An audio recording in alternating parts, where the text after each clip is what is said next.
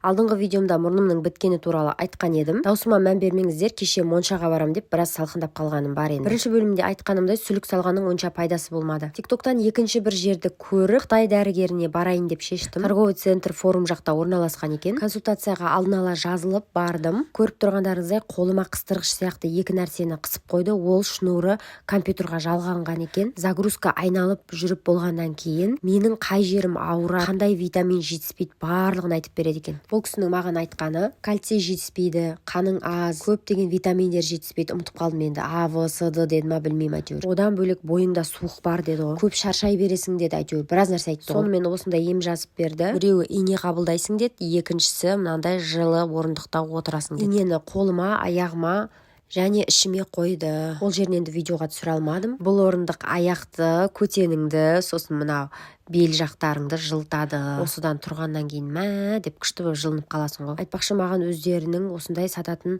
китайский дәрісін жазып берген болатын. Емнің жалпы бағасына келетін болсақ, 10 күн ине 5000 теңгеден, 10 күн жаңағыдай орындықта отыру 5000 теңгеден, сонда барлығы 100 000 теңге. Мынау енді ине қабылдайтын бөлме. Бағанағы витамины 15 000, сонда барлығы 115 000 теңгеге шықты. Ал результатына келетін болсақ, ине қабылдағаннан кейін маған біраз әсер еткен сияқты болды. Мұрным ашылып, біраз жақсы болып қалдым. Мына жерге барыңыздар. Бұл ешқандай да реклама емес. Денсаулық бірінші орында болғандықтан сіздер де барып емделсін деген оймен түсіріп жатырмын. Адресі видеоның астында.